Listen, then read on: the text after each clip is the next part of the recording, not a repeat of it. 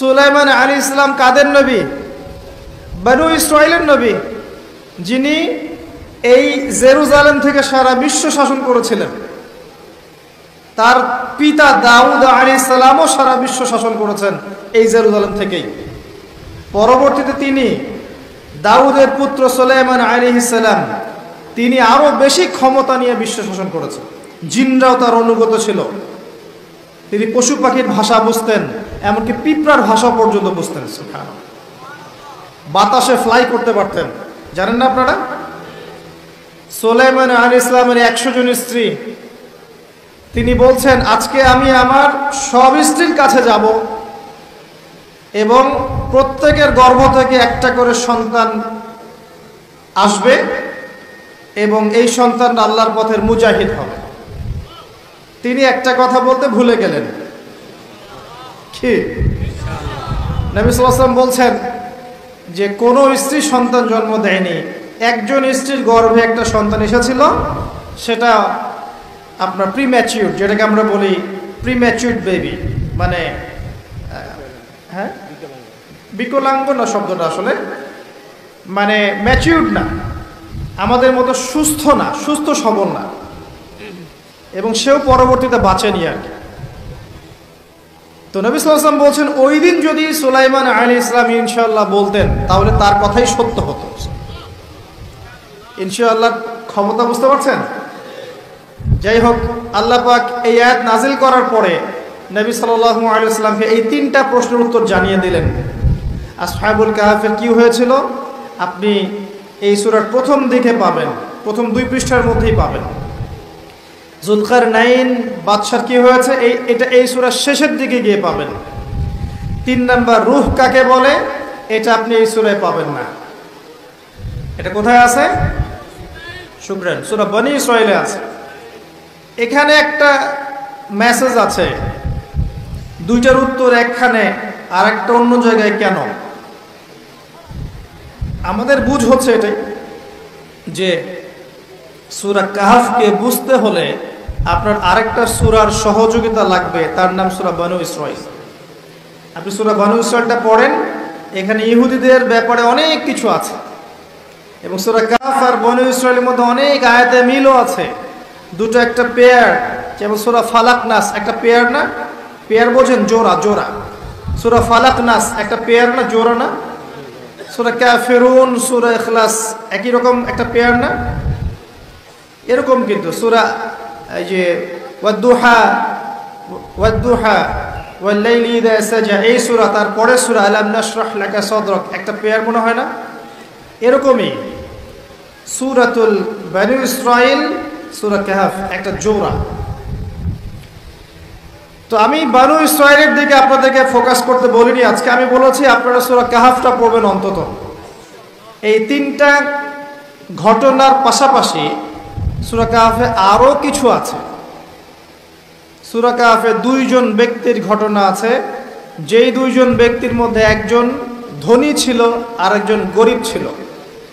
ধনী বন্ধু বস্তুবাদী ছিল, দুনিয়াদার এবং আল্লাহ বিরোধী, আর গরিব বন্ধু ছিল আল্লাহওয়ালা মানুষ, দুনিয়াদার না আল্লাহওয়ালা মানুষ। আল্লাহ পাক এই 2 বন্ধুর কথোপকথন এবং ধনী বন্ধুর কি পরিণতি হয়েছে শেষমেশ, এটা এই সূরার মধ্যে বলেছেন। এটা একটা চমৎকার গল্প। ঠিক ধনী বন্ধু এবং গরিব বন্ধুর গল্প বলার পরে আল্লাহ পাক দুনিয়ার জীবনের উদাহরণ দিয়েছেন। দুনিয়ার জীবনটাও ঠিক এমনই, ঠিক ধনী বন্ধুটা দুনিয়াকে যেমন ভেবেছিল দুনিয়াটা এমনই। যাই হোক, এই সূরা আরো আছে ইয়াজুজ আর মাজুজের কথা, নাম শুনেছেন? শেষ জামানায় বিশাল একটা ফিতনা আসবে, তার নাম কি? ইয়াজুজ আর মাজুজ। ওরা না আসা পর্যন্ত কিয়ামত হবে না। আর আমরা দেখতে পাচ্ছি অলরেডি কিছু সভ্যতার মধ্যে তাদের খাসলত বা চরিত্র দেখা যাচ্ছে। আমি বলছি না যে ওরাই ইয়াজুজ মাজুজ, এটা বলছি না, স্বভাব চরিত্র বলছি।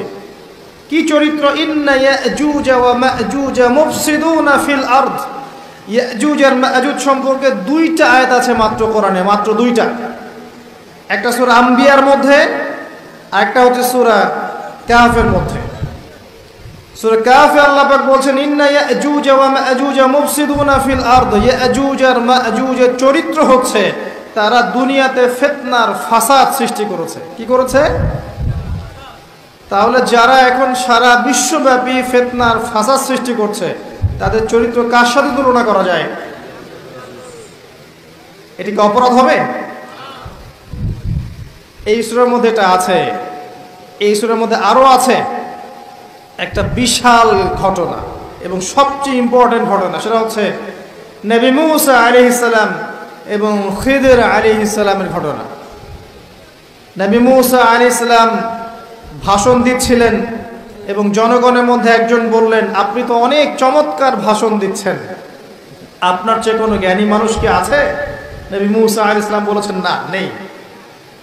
আল্লাহ পাক ধরলেন, ওই যে নবীদের ভুল আল্লাহ পাক ধরেন, তোমার চেয়ে জ্ঞানী মানুষ আছে, আমার আরেকজন বান্দা, তার নাম খিদর, সে তোমার চেয়ে অনেক বেশি জ্ঞানী। নবী মূসা আলাইহিস সালাম বললেন, আমি তার সাথে মিট করতে চাই, কোথায় তাকে পাবো? আল্লাহ পাক বললেন, একটা মাছ নাও, মাছ, এই মাছটা যেখানে গিয়ে জীবন্ত হয়ে যাবে এবং যেখানে দুইটা সাগর মিলিত হবে এখানেই তুমি তাকে পাবে। তিনি সফর করা শুরু করলেন। সফর করতে করতে করতে করতে এক পর্যায়ে ক্লান্ত হয়ে পড়লেন, রাস্তা ভুল করলেন। তার সঙ্গীকে বললেন, খাবার নিয়ে আসো। তার সঙ্গীর নাম ছিল ইউশা বিন নুন, যিনি পরবর্তীতে নবী হয়েছিলেন। তিনি বললেন, খাবার চলে গেছে মাছে পানির মধ্যে, আমি আপনাকে বলতে ভুলে গিয়েছিলাম। নবী মূসা আলাইহিস সালাম বলছেন, বলো কি? ওই জায়গায় তো সেই জায়গা যেখানে আমি তাকে পাবো, চলো সেখানে। আবার ফিরে আসতে হলো সেই জায়গায়। এসে দেখলেন পাথরের উপরে একজন ব্যক্তি বসে আছেন, তার নাম খিদর বা শ্যামল। খিদর মানে শ্যামল। তিনি যেখানে বসতেন সেই জায়গা সবুজ শ্যামল হয়ে যেত। তাকে আল্লাহ পাক তার পক্ষ থেকে জ্ঞান শিক্ষা দিয়েছিলেন। ওয়াল্লামনাহু মিন লাদুন্না ইলমা, ওই ব্যক্তিকে আমি আমার পক্ষ থেকে জ্ঞান শিক্ষা দিয়েছিলাম। সুবহানাল্লাহ, আল্লাহর পক্ষ থেকে জ্ঞান মানুষকে শিক্ষা দেওয়া হয়েছে। কয়েকজন ব্যক্তি আছেন কোরআনে যারা সরাসরি নবী ছিলেন কিনা এটা নিয়ে দ্বিমত আছে, কিন্তু আল্লাহর পক্ষ থেকে তাদেরকে জ্ঞান এবং প্রজ্ঞা দেওয়া হয়েছিল, কোনো দ্বিমত নাই। তার মধ্যে একজন খিদর, একজন লুকমান হাকিম, আর একজন যুলকারনাইন আলাইহিমুসসালাম।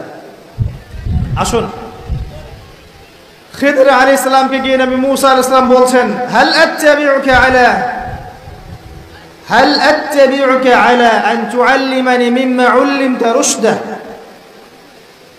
আমি কি তোমার ইত্তেবা করতে পারি এই শর্তে যে আল্লাহ আপনাকে যে জ্ঞান শিখিয়েছেন সেটা আমাকে শেখাবেন?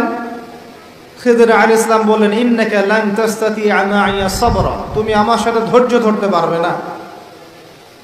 নবী মূসা আলাইহিস সালাম বললেন, সাতাজিদুনি ইনশাআল্লাহু সাবিরান ওয়ালা আসি লাকা আমরা, ইনশাআল্লাহ আমি ধৈর্য ধরবো, আমাকে আপনার কাজে বিঘ্ন সৃষ্টিকারী পাবেন না। ঠিক আছে, ইনশাআল্লাহ বলেছো, চলো এখন। কিন্তু নবী মূসা আলাইহিস সালাম ধৈর্য ধরতে পারেন নাই।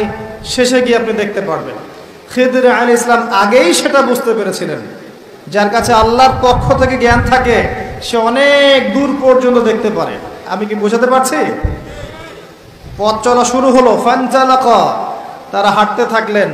একবার নৌকা ফুটা করে দেয়া হলো, শর্ট করে বলছি আমি। একবার একটা বাচ্চাকে হত্যা করলেন, আর একবার একটা দেয়ালকে নির্মাণ করলেন। আজকে গিয়ে পড়বেন সূরাটা, শেষের দিকে আছে। তিনবারই মূসা আলাইহিস সালাম বললেন, আপনি এটা কি করছেন? নৌকা ফুটা করলেন কেন? যে যারা আমাদের উপকার করলো আপনি তার নৌকা ফুটা করে দিলেন।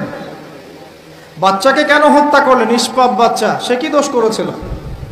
এই দেয়ালটা নির্মাণ করলেন কেন বিনা পারিশ্রমিকে? ওরা তো আমাদেরকে মেহমানদারিও করলো না। তখন খিদর আলাইহিস সালাম বললেন, হাদা ফিরাকু বাইনি ওয়া বাইনাক, তোমার আর আমার মধ্যে আর পথ চলা হলো না, তবে আমি তোমাকে জানিয়ে দেব কাজগুলো আমি কেন করেছি।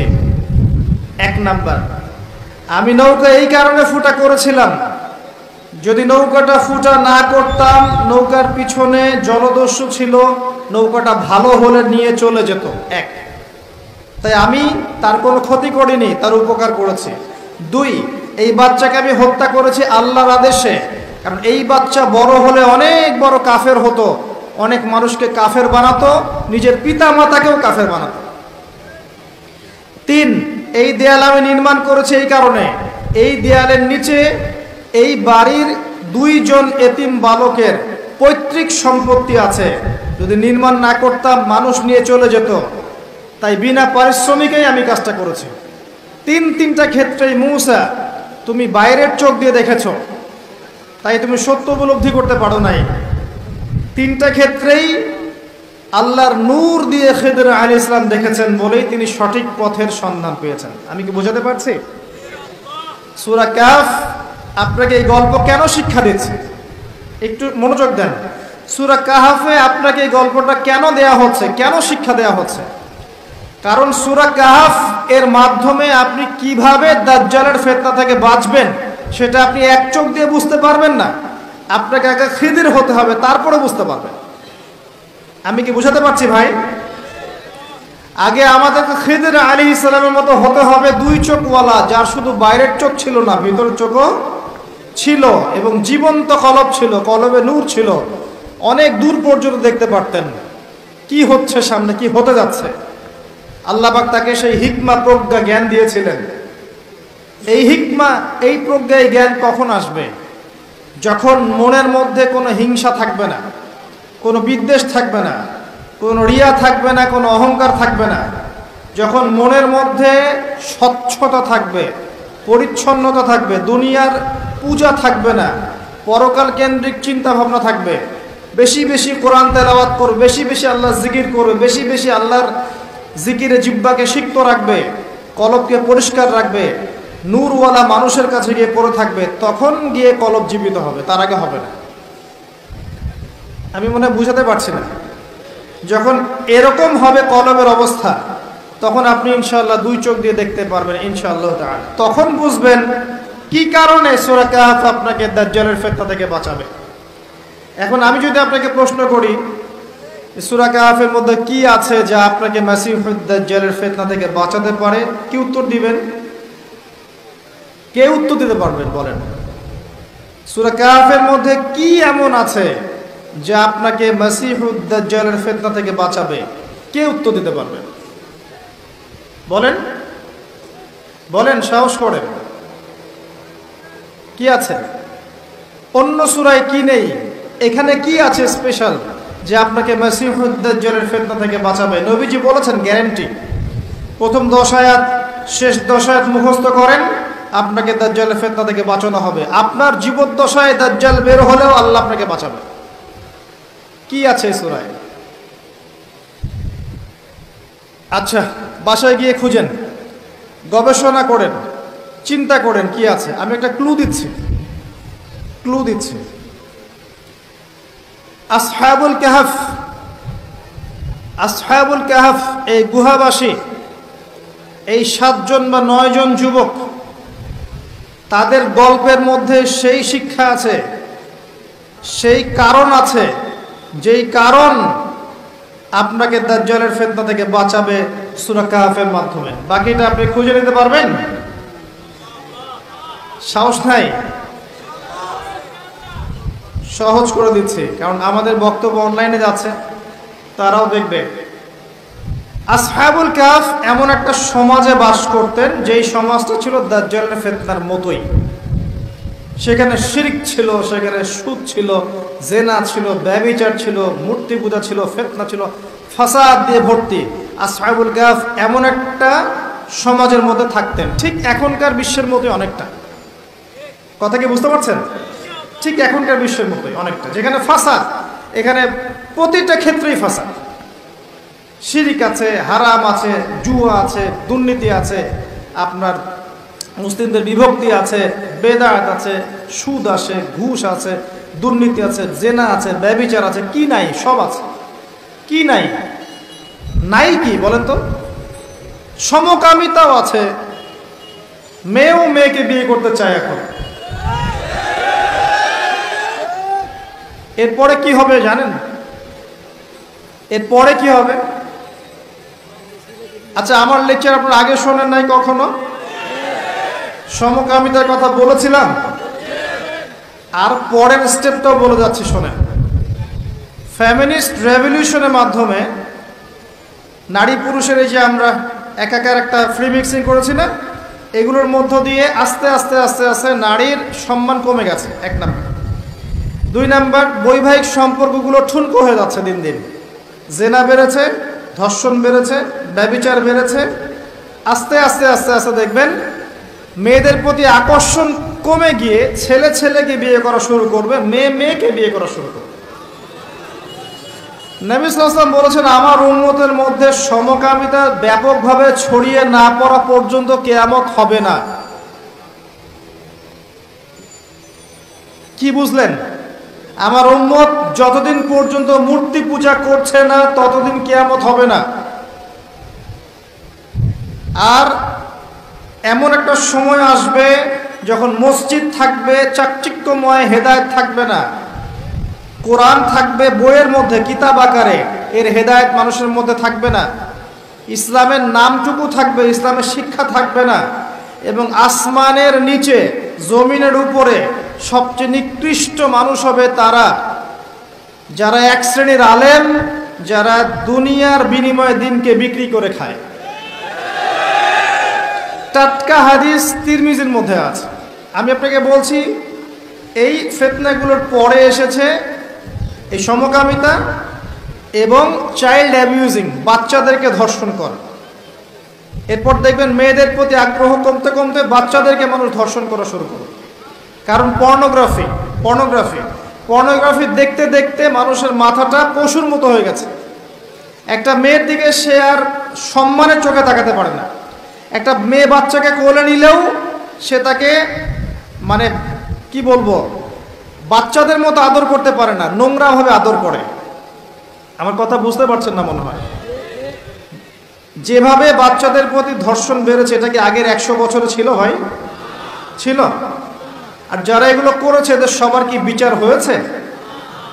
যদি এভাবে বিচার না হয় তারা কি উৎসাহিত হবে না?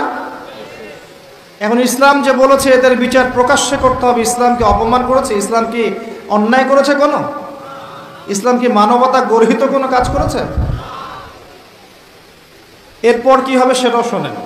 চাইল্ড অ্যাবিউজিং বাড়বে, তারপরে আসবে, এটা বলতে আমার ঘৃণা লাগছে কিন্তু এটা হবে, এটা আপনি লিখে রাখতে পারেন ইনশাআল্লাহ। ওয়ামা তাওফীকি ইল্লা বিল্লাহ আলাইহি তাওয়াক্কালতু ওয়া ইলাইহি উনীব। আমি আল্লাহর প্রতি তাওয়াক্কুল করে কথা বলছি, ভুল হলে আমার পক্ষ থেকে, সঠিক হলে আল্লাহর পক্ষ থেকে। মানুষ জীবজন্তুর সাথে জেনা করা শুরু করবে। মানুষ জীবজন্তুর সাথে জেনা করবে, রেকর্ড হচ্ছে। আজকে থেকে 5 বছর পরে দেখে নিতে পারো ইনশাআল্লাহ। আল্লাহু আলাম। আমি ভবিষ্যৎ বক্তা নই। বর্তমান সম্পর্কে যারা ওয়াকেফহাল নয় তাদের কাছে বর্তমানকে মনে হয় ভবিষ্যৎ। যারা বর্তমান সম্পর্কে ওয়াকেফহাল তারা বুঝতে পারবে এগুলো ভবিষ্যৎবাণী নয়, এগুলো বর্তমান চলছে। আসেন ওইদিকে আমরা না যাই। তো আসহাবুল কাহফের সমাজটা ঠিক এমন ছিল, একদম জাহিলিয়াতিপূর্ণ, ঠিক দাজ্জালীয় সভ্যতার মতোই, যে দাজ্জাল থেকে আপনি পালাতে যাচ্ছেন। এই বেচারারা কি করলো? এই বেচারারা ছিল ওই সময়কার প্রশাসনের উচ্চ পদস্থ কর্মকর্তার ছেলে। আল্লাহর কি কাজ! যেমন তেমন মানুষ ছিল না তারা, প্রশাসনের উচ্চ পদস্থ কর্মকর্তাদের ছেলে ছিল তারা, এই 7 জন বা 9 জন যুবক। আল্লাহ পাক তাদেরকে ইমানের নূর দিলেন, তারা ইসলাম কবুল করলো। সুবহানাল্লাহ। ইসলাম কবুল করে ইমানকে গোপন করে রাখলো।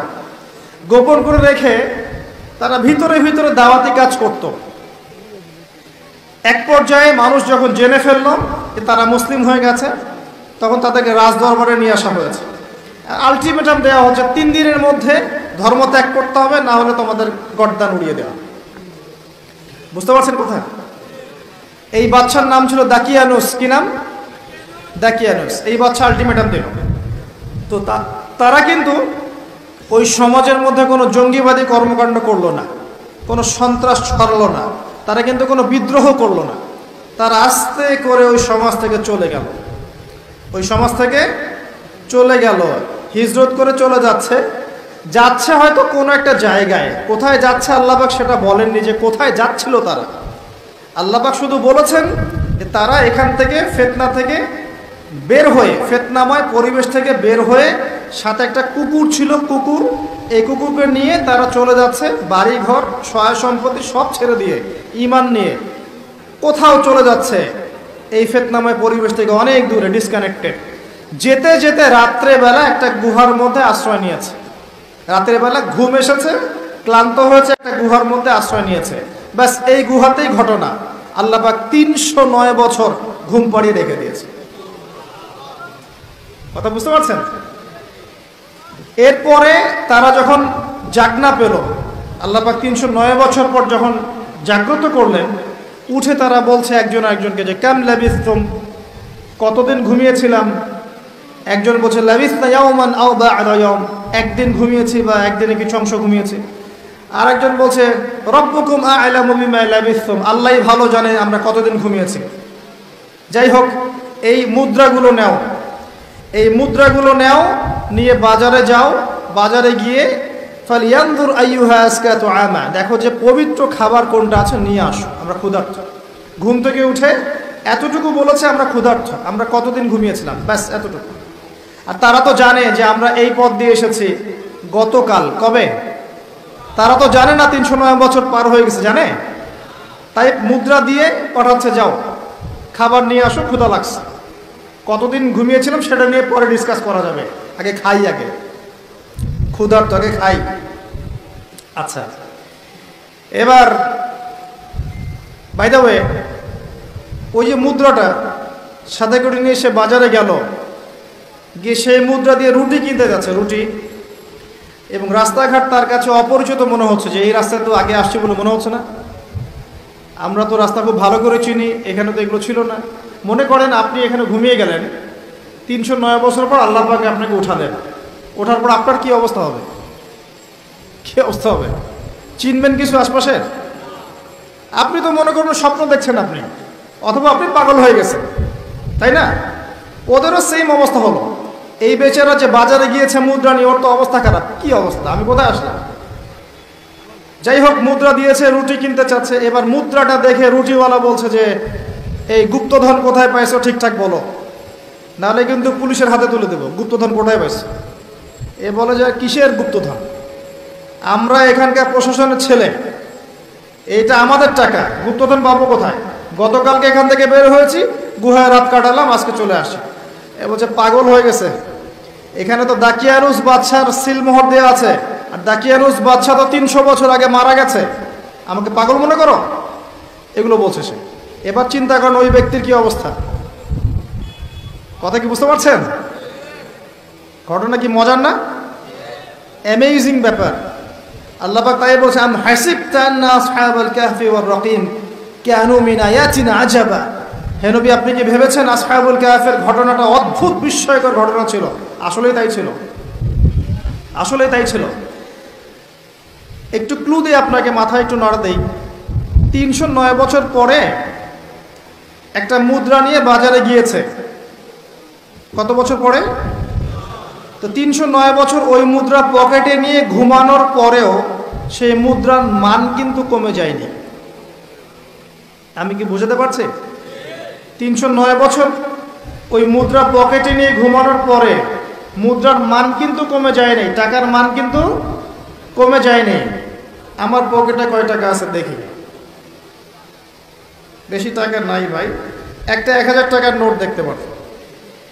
এটা নিয়ে আমি যদি 300 বছর ঘুমাই, 300 বছর পর এই 1000 টাকার মান কি 1000 টাকা থাকবে? কোথায় যাবে সেই মান? এই 1000 টাকা উপার্জন করতে আমাকে যে শ্রম এবং সময় দিতে হয়েছে, যদি এর মান কমে যায় তাহলে সেই শ্রম এবং সময় কি নষ্ট হবে না? তাহলে আমার শ্রম এবং সময় কে চুরি করে খাচ্ছে? আমি কি বুঝাতে পারছি না? 309 বছর ঘুমিয়ে থাকার পরেও তাদের মুদ্রার মান কমে যায়নি। কিসের মুদ্রা ছিল এটা? আমার 1000 টাকার মতো? কিসের মুদ্রা ছিল? স্বর্ণের বা রৌপ্যের। আর আপনারা জানেন কি না যে বর্তমান পশ্চিমা সভ্যতা ক্ষমতায় আসার পরে তারা বাজার থেকে অর্থনীতির বাজার থেকে স্বর্ণ মুদ্রা রৌপ্য মুদ্রাকে হারাম করে দিয়েছে। আপনি সেটা দিয়ে ডিল করতে পারবেন। আর আল্লাহ পাকের হালালকে কেউ হারাম করলে কি হয়, আর আল্লাহর হালালকে কেউ হারাম করে নিলে কি হয়, এটা আমার চেয়ে আপনারা ভালো জানেন। যাই হোক, কিছু করার নাই, আমি জাস্ট বললাম, কিছু করার নাই আপনার আমার, কিন্তু জাস্ট জেনে রাখা তো ভালো, জানা ভালো না? ইউসুফ আলাইহিস সালামকে কি দিয়ে কেনা হয়েছিল? বিকাশের মাধ্যমে। কিভাবে? সুবহানাল্লাহ। এই যে খিদির আলাইহিস সালাম দেয়াল নির্মাণ করছেন, নিচে ওই বাপ দাদার পৈতৃক সম্পত্তি আছে রেখে যাওয়া, সেগুলো কিসের? ধাতুর। কোন ধাতুর? সেগুলো ইলেকট্রনিক মানি, ক্রিপ্টোকারেন্সি, বিটকয়েন। ইসলামে যে মুদ্রা বলে কিছু আছে, এটাও এখন মানুষকে বোঝাতে হয়। আবার অনেক সময় দাড়ি টুপিওয়ালা মানুষও বলবে যে এসব আবার কি জিনিস, ইসলামিক কারেন্সি আবার কি জিনিস। সবই জায়েজ, ফাইন, আমি তো তর্ক করতে চাই না, এগুলো পছন্দ করি না। যেটা আপনার কাছে জায়েজ মনে হচ্ছে আপনি করতে থাকেন, কিন্তু অ্যাটলিস্ট আমরা আকীদা লালন করছি যে আসহাবুল কাহফের ওই মুদ্রা, নবী সাল্লাল্লাহু আলাইহি ওয়াসাল্লামের সময়কার দিনার দিরহাম, এবং এই যে ইসলামিক কারেন্সিগুলো কোরআনে বলা আছে, এগুলো বর্তমান সময়ে চলমান বিষয়ের চেয়ে 1000 গুণ বেশি ভালো, যার মান কখনো কমে যাবে না ইনশাআল্লাহ। যাই হোক, কিছু করার নাই, জেনে রাখলেন এতটুকুই। এবার সেই ব্যক্তিকে বাদশার কাছে নিয়ে যাওয়া হলো। এবার সে বাদশার কাছে গিয়ে দেখছে যে আমি যার সন্তান, এ তো আমার বাবা নয়, দাকিয়ানুস বাদশা তো এটা নয়। এই বাদশা কোত্থেকে আসলো? এই বাদশা কিন্তু আল্লাহ বিশ্বাস করে। এই সভ্যতাটা ওই 300 বছর আগের সভ্যতার মতো নয়। এরা আল্লাহকে বিশ্বাস করে, ইসলামিক বিষয়গুলো মেনে চলে, কিন্তু পরকালে বিশ্বাস করে না যে আল্লাহ মৃত্যুর পরেও পুনরুজ্জীবিত করাতে পারেন, এটা বিশ্বাস করে না। এবার এই বাদশা, দ্বিতীয় বাদশা বলছে 300 বছর পরে যে তোমরা কি সেই 7 জন বা 9 জন যুবক যারা 300 বছর আগে এখান থেকে চলে গিয়েছিলেন? এবার এই ব্যক্তির বুঝে আসলো যে হ্যাঁ, হয়তো বা অনেক সময় পার হয়ে গেছে। দাকিয়ানুস বাদশা কোথায়? 300 বছর আগে মারা গেছে, তার মানে তো 300 বছর পার হয়ে গেছে। হ্যাঁ, আমরাই সেই যুবক। তোমার বাকি সাথীরা কোথায়? বাকি সাথীরা গুহায় আছে। আমরা কি যেতে পারি? হ্যাঁ, যেতে পারেন, চলেন। সবাই গিয়ে দেখলেন হ্যাঁ, বাকি সাথীরা গুহার মুখে দাঁড়িয়ে আছে। 300 বছর পরে আল্লাহ পাক 9 জন যুবককে ঘুম থেকে উঠিয়ে একটা পুরো সভ্যতাকে হেদায়েত দিলেন যে পরকাল বলতে কিছু আছে, যে আল্লাহ 300 বছর ঘুম পাড়ানোর পরে মানুষকে জীবিত করতে পারেন। নিঃসন্দেহে সে আল্লাহ মৃত্যুর পরে মানুষকে বলেন পুনরুত্থিত করতে পারেন। কোনো সন্দেহ আছে? সন্দেহ নাই। এটা প্রমাণ করলেন আল্লাহ পাক। এখানে আপনার দাজ্জালের কি সম্পর্ক? তারা যে সমাজ থেকে পালিয়ে গিয়েছিলেন, সেই সোসাইটিটা ওই রকমই ছিল। দাজ্জালের সাথে আপনি ফাইট করতে পারবেন না। নবী ঈসা আলাইহিস সালাম সেই কাজটা করবেন, সেটা আম মুসলিমদের পক্ষে সম্ভব নয়। সবচেয়ে ভালো অপশন, নিজেকে ফিতনা থেকে ডিসকানেক্টেড করে ফেলেন, আসহাবুল কাহফের মতো। আপনি ফিতনা থেকে বেঁচে থাকবেন ইনশাআল্লাহ। আমি ক্লু দিতে পেরেছি? আমর ইবনে আস রাদিয়াল্লাহু আনহু বলছেন, ইয়া রাসূলুল্লাহ, যখন ফিতনার যুগ আসবে আমি কি করব? নবী সাল্লাল্লাহু আলাইহি ওয়াসাল্লাম বলছেন, তখন তুমি কম কথা বলবে। 1 নাম্বার, তুমি বেশি মানুষের সাথে কথা বলবে না। 2, তুমি বেশি মানুষের সাথে মেলামেশা করবে না। 3, তুমি ঘরে থাকবে, বাইরে বের হবে না বেশি বেশি। আর 4, তুমি ঘরে বসে বসে তোমার গুনাহের জন্য কান্নাকাটি করতে থাকবে, তুমি সফল হয়ে যাবে। যখন দেখছেন আপনি ঈমান পেয়েছেন, ইসলাম পেয়েছেন, ইসলামের দাওয়াত দিবেন, ইসলামের প্রচার প্রসারের চেষ্টা করবেন, সব ঠিক আছে। কিন্তু যখন দেখছেন চতুর্মুখী ফিতনায় আপনি কোনো মতেই টিকতে পারছেন না, তখন নিজেকে, নিজের পরিবারটাকে নিয়ে সাইড হয়ে যান, আলাদা স্বতন্ত্র থাকেন, নিজের দিন নিজে পালন করেন, ফিতনায় যায় না। আপনাকে আল্লাহ পাক দাজ্জালের ফিতনা থেকে বাঁচাবে ইনশাআল্লাহ। আরো ভালো করে সূরাটা পড়বেন, জুমার দিনে একটা কাজ করবেন, আল্লাহ পাক করার তৌফিক দান করুন, আমিন। আবার বলছি, সকাল সকাল ওই যে সালাতে আদায়ের কথা, 2 নাম্বার দরুদ বেশি বেশি পড়া, 3 নাম্বার দোয়া করা, 4 নাম্বার কি সূরা কাহফ অন্তত একবার অর্থ সহ পড়বেন। এটা জুমার দিনের কাজ দিলাম, করবেন তো ইনশাআল্লাহ? আল্লাহ পাক কবুল করুন, আমিন। আর প্রথম 10 আয়াত শেষ 10 আয়াত সূরা কাহফের প্রথম 10 শেষ 10 অবশ্যই মুখস্থ করবেন, ওয়াদা করেন। আমি কিছু আয়াত বলে দিচ্ছি, এই আয়াতগুলোকে অবশ্যই মুখস্থ করবেন ইনশাআল্লাহ। আপনার চোখ লাগা, আপনার বদ নজর, আপনার এই জিন ঘটিত সমস্যা, জাদুগ্রস্ততা, তাবিজ কবজ, যাবতীয় ক্ষতি থেকে আল্লাহ আপনাকে বাঁচাবে ইনশাআল্লাহ। নিয়মিত পড়তে হবে, পারবেন? 1 নাম্বার সূরা ফাতিহা। 1 নাম্বার কি? সূরা ফাতিহা। 2 সূরা বাকারার প্রথম 5 আয়াত, আলিফ লাম মিম থেকে শুরু করে প্রথম 5 আয়াত, ঠিক আছে? 3 আয়াতুল কুরসি, 3 আয়াতুল কুরসি 255 নম্বর আয়াত। 4 সূরা বাকারার শেষের 3 আয়াত, সূরা বাকারার শেষের 3 আয়াত। 5 সূরা আলী ইমরানের শেষের 10 আয়াত, সূরা আলী ইমরান শেষের 10 আয়াত। এর পাশাপাশি সম্ভব হলে সূরা কাহফের প্রথম 10 শেষের 10, সূরা কাহফের প্রথম 10 শেষের 10। এরপরে সূরা মুমিনুন, সূরা মুমিনুনের শেষের কিছু আয়াত, 7টা বা 8টা আয়াত। এরপর সূরা জিন, সূরা জিনের প্রথম 10টা আয়াত। এরপর সূরা হাশর, সূরা হাশরের শেষের 3টা বা 4টা আয়াত। এরপর আপনার সূরা মুমিনুন এর প্রথম 10টা আয়াত। এরপরে আছে সূরা কাফিরুন, সূরা ফালাক, সূরা নাস, সূরা ইখলাস। পারা যাবে ইনশাআল্লাহ? এগুলো মুখস্থ করে ফেলতে পারবেন না? রমজান মাসে টার্গেট নেন, এগুলো সব মুখস্থ করবেন ইনশাআল্লাহ, পারবেন না? রমাদান মাস সামনে, কয়েকটা কাজ বেশি বেশি করেন। 1 নাম্বার 5 ওয়াক্ত সালাত মসজিদে পড়বেন, ওয়াদা করেন 5 ওয়াক্ত সালাত মসজিদে পড়বেন। 2 তারাবির নামাজ জামাতে গিয়ে পড়বেন, তারাবির নামাজ জামাতে গিয়ে পড়বেন। 3 রমজান মাসে কম কম খাবেন, কম কম খাবেন, কম কম ঘুমাবেন, কম কম খাবেন, কম কম ঘুমাবেন। সেহরিতে কম খাবেন, ইফতারও কম খাবেন। ওই শ্রেণীর হুজুরদের মতো হয়েন না যারা ইসলামিক লেবাস নিয়ে সুন্নতের কথা বলে, বাট তাদের পেটের মধ্যে সুন্নত নাই। আমি কি বুঝাতে পারছি? এগুলো মুসলিমদের শোভা পায় না। মুসলিমরা হবে পরিশ্রমী জাতি, মেধহীন জাতি, কর্মঠ জাতি, এবং নিজের হাতের উপার্জনে তারা খাবে, ঠেস দিয়ে আরাম করে বসে থাকবে, চর্বি বানিয়ে ফেলবে, এমনটা মুসলিমদের শোভা পায় না। রমজান মাসে একটু কম খাবেন, একটু কম ঘুমাবেন, একটু কম ইফতার করেন। তারপরে হাইজেনিক খাবার খাবেন, বাহিরের খাবার খাবেন না। বাহিরের যে খাবারগুলো আছে মুখরোচক, ইফতারে নিয়ে বসেছেন দুনিয়ার কিছু, আচ্ছা এই খাবারগুলো কি কোনোদিনও আপনি সন্ধ্যার সময় খান? এই যে বুন্দিয়া, বুট, আপনার জিলাপি, আপনার এইটা সেইটা, 50টা আইটেম থাকে না? খাসি রেজালা, নেহারি, এইটা কত আইটেম, মাশাআল্লাহ। ইফতার করতে বসছে মনে সারাদিন যা খাই না উসুল করে ফেলাইতে হবে আজকে আমার। আর সেহরিতে খাচ্ছে এমনভাবে যে জীবনের শেষ খাবার খাওয়া হবে না কোনো। কথা বুঝতে পারছেন? জীবনেও তো সন্ধ্যার সময় এগুলো খাই না আমরা, খাই। এগুলো যে যত বেশি খাবে সে তত অসুস্থ হয়ে যাবে। নর্মাল খাবার খান, সিম্পল নর্মাল খাবার খান, বাইরের খাবার অ্যাভয়েড করেন।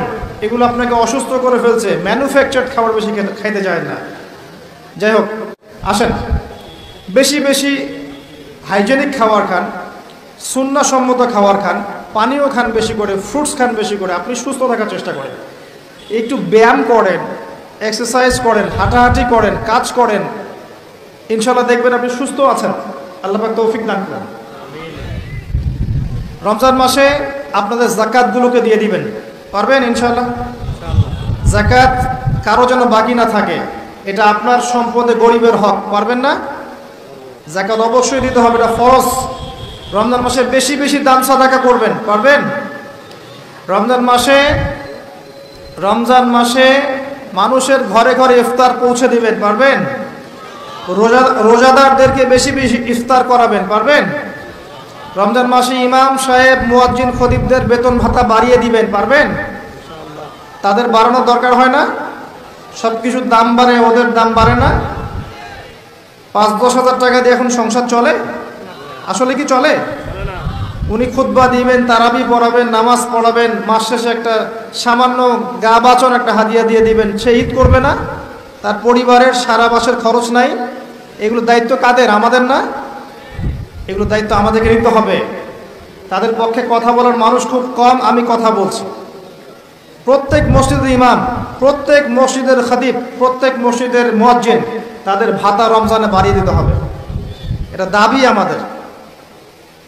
তারা যদি সঠিকভাবে ফ্রেশ মাথায় কাজ না করতে পারে, তাদের মাথা যদি ফিকির থাকে, উপার্জনের ফিকির, পরিবার চালানোর ফিকির, তাহলে তো তারা মন দিয়ে দিনে কাজ করতে পারবে না। বাইরের বিশ্বে যখন দেখা যায় একজন বিজ্ঞানী, তাকে বসিয়ে রাখা হয়, রাষ্ট্রীয় ভাতা দেওয়া হয়, তুমি খালি গবেষণা করো, তোমার সব আমরা দেখছি, এরকম ট্রেডিশন আছে।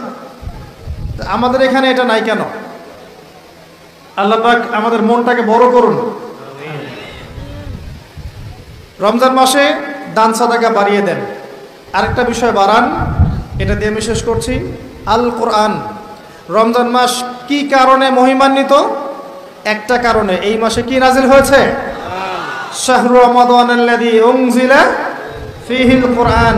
রমজান সেই মাস যেই মাসে কোরআন নাজিল হয়েছে, আল্লাহর কিতাব নাজিল হয়েছে। ইন্না আনজালনাহু ফী লাইলাতুল কদর। লাইলাতুল কদরেই আমি কোরআন নাজিল করেছি। অতএব এই মাসে ইতিকাফ করার চেষ্টা করেন, লাইলাতুল কদর পাওয়ার চেষ্টা করেন। শুধু 27-এর রাতই জাগবেন না, 21, 23, 25, 27, 29, 5টা রাত কমপক্ষে জাগবেন, পারবেন? এবং এই রমজান মাসে বেশি বেশি দোয়া করবেন। রোজা রাখা অবস্থায় দোয়া কবুল করা হয়। শেষ কথা, রমজান মাসকে কোরআনময় করবেন। যারা কোরআন তেলাওয়াত করতে জানেন না, এই মাসে কোরআন তেলাওয়াত শিখতেই হবে, ওয়াদা করেন। এই মাসে কোরআন তেলাওয়াত শিখতেই হবে, ওয়াদা করেন। যারা কোরআন তেলাওয়াত করতে পারেন, এই আল্লাহর কিতাব প্রত্যেক দিন 1 পারা করে পড়বেন। প্রত্যেক দিন 1 পারা, 30 দিন 30 পারা, 1 মাসে কোরআন খতম হয়ে যাবে, পারবেন ইনশাআল্লাহ? প্রত্যেক হরফে 10 নেকি, প্রত্যেক হরফে 10 নেকি, তেলাওয়াত করলেই নেকি। সুবহানাল্লাহ। এত স্পষ্ট করে বলার পরেও মাঝে মাঝে অনলাইনে ঢুকলে দেখি যে আমি নাকি বলেছি কোরআন তেলাওয়াত করলে কোনো নেকিই নাই। বড় বড় আলেম এই কথা যখন বলছেন, আমি অবাক হয়ে যাচ্ছি যে আপনার মতো মানুষ এই কথা বলতে পারে যাচাই বাছাই ছাড়াই। এটার জন্য দায়ী কিন্তু অ্যাকশনারি মিডিয়া। যখন কাট পেস্ট করে অল্প অল্প অংশ দিয়েছে, তারা তো আর পুরো লেকচার দেখার সময় পায় না, ওইটুকু দেখেছে, দেখে মন্তব্য করা শুরু করেছে। নবী সাল্লাল্লাহু আলাইহি ওয়াসাল্লাম এটাই বলেছিলেন, কাফা বিল মারই কাযিবান ওয়া হুয়া ইয়াকুল কুল্লামা সামিআ। কোন মানুষের মিথ্যাবাদী হওয়ার জন্য এতটুকুই যথেষ্ট যে যা শুনল যাচাই বাছাই না করেই প্রচার করা শুরু করল।